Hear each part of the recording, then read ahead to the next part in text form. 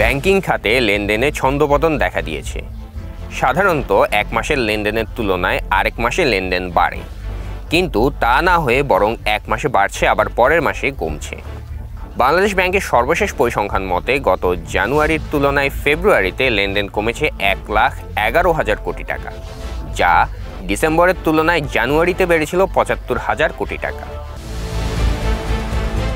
এই ছন্দপতনের অন্যতম কারণ হিসেবে ব্যাংকাররা মনে করছেন, সাম্প্রতিক দুর্বল ব্যাংক সবল ব্যাংকের সাথে মিলিয়ে দেওয়ার তথ্য বের হয় মানুষ যেমন দুর্বল ব্যাংক থেকে টাকা তুলে নিচ্ছে, অপরদিকে ব্যাংকগুলোর নিজেদের মধ্যেও লেনদেন কম হচ্ছে। সব মিলিয়েই এই অবস্থা হয়েছে। বাংলাদেশ ব্যাংকের মাসিক প্রতিবেদন থেকে দেখা যায় গত জানুয়ারিতে সব ব্যাংকগুলোর আন্তঃব্যাংকে লেনদেন করেছিল 7,14,603 কোটি টাকা। ফেব্রুয়ারিতে তা করেছে 6,03,213 কোটি টাকা। এক মাসের ব্যবধানে লেনদেন কমেছে 1,11,389 কোটি টাকা। এর মধ্যে সব ধরনের ব্যাংকেই আন্তঃব্যাংক লেনদেন কমেছে, তবে গ্রাহকরা আন্তঃব্যাংকে লেনদেন কমিয়ে এটিএম বুথের মাধ্যমে বেশি সেবা নিচ্ছেন, যে কারণে এটিএম বুথের মাধ্যমে লেনদেন বেড়ে যাচ্ছে।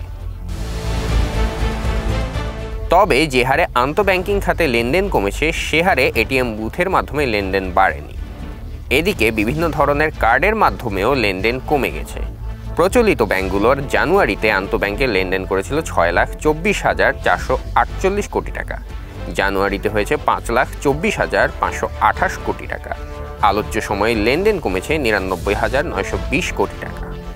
ব্যাংকাররা জানিয়েছেন, সাম্প্রতিক সময়ে ব্যাংকিং খাতে লেনদেন কমে গেছে। এর অন্যতম কারণ হলো বাংলাদেশ ব্যাংকের কিছু নীতি। বাধ্যতামূলকভাবে দুর্বল ব্যাংককে সবল ব্যাংকের সাথে একীভূত করার ঘোষণা আসে, পাশাপাশি দুর্বল ব্যাংকের তালিকাও গণমাধ্যমে চলে আসে। এতে আতঙ্কিত হয়ে যায় মানুষ। তারা দুর্বল ব্যাংক থেকে টাকা উত্তোলন করতে থাকে তুলনামূলকভাবে বেশি। শুধু তাই নয়, সরকারি দুর্বল ব্যাংকগুলো থেকেও সরকারি প্রতিষ্ঠানের আমানত তোলার চাপ বাড়ে।